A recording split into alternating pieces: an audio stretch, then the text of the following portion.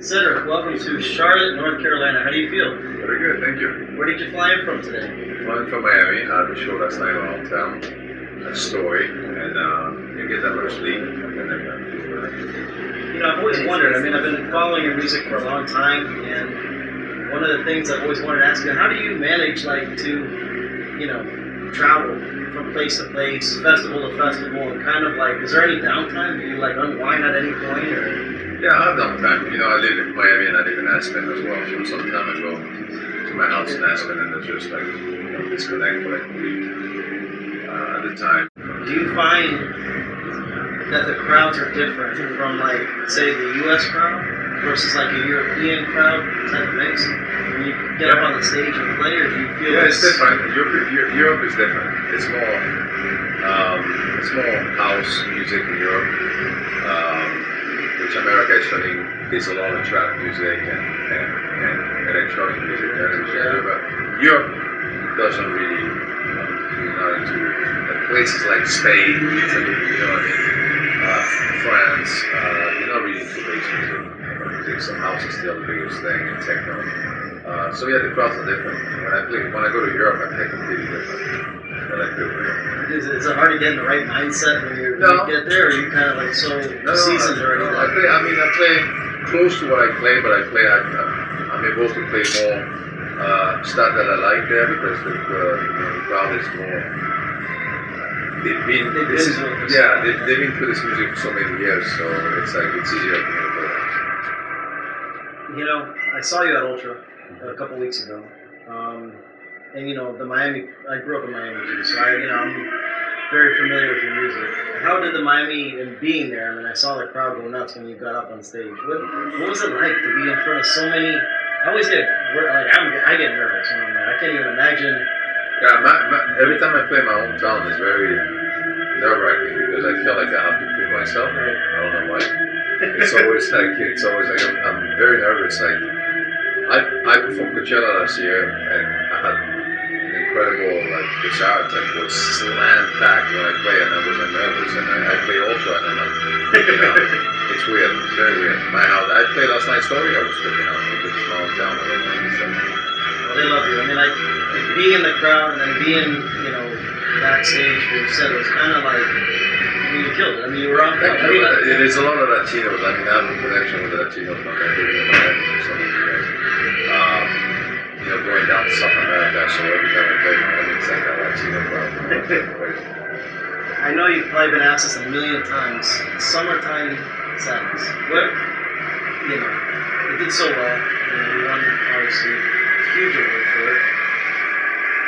You know, were you surprised when that song kind of blew up all over the place? Yeah, because I didn't expect that. I did it because I wanted to have a song to play, my friend to play, and do well on Beatport.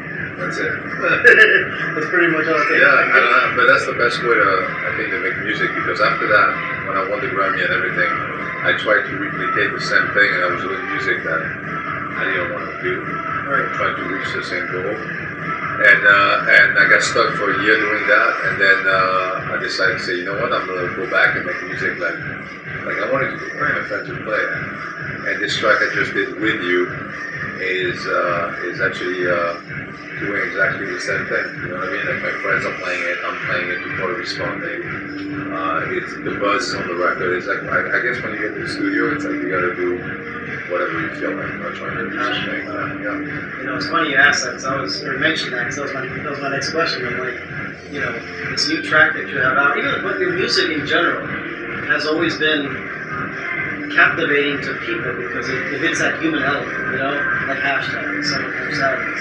I'm with you. I mean, I think, Molly, you know, you touch upon the elements that people can relate to, that they can dance to. And, yeah, nice. You know, I think that in a way. Well, there's a lot of music that, I feel when I listen to music, there's a lot of music that have no soul. And I feel like I was trying to do like something like, you know what I mean, like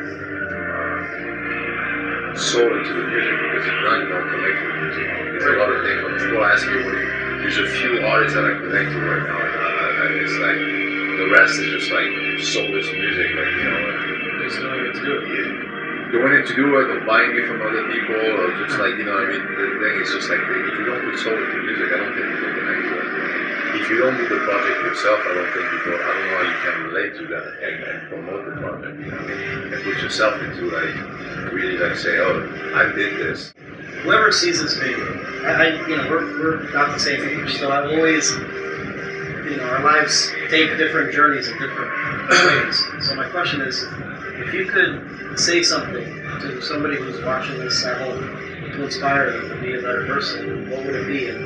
Because they look up to you as an inspiration, you know? And I think it's so hard to make it in this industry now. And granted, there's good, there's bad, but you know, if you could say something that would really inspire that person that's trying to achieve your level of success one day, what would it be?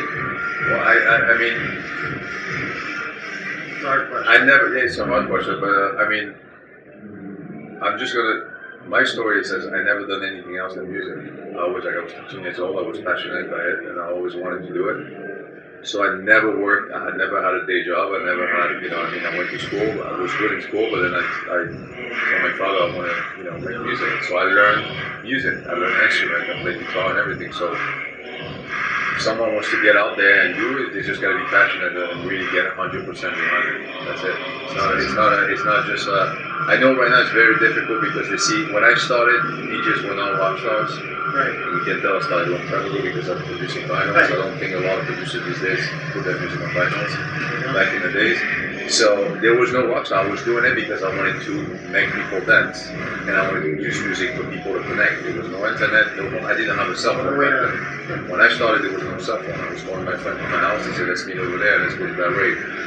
So now they see a DJ, they see somebody standing or pointing a thing with a mic in his hand and screaming 1, 2, 3 on the mic. So it's, I think they really put the work in. They need to develop it. They need to develop an artist and see really who they are and learn where we come from. Thank you. I hope I helped.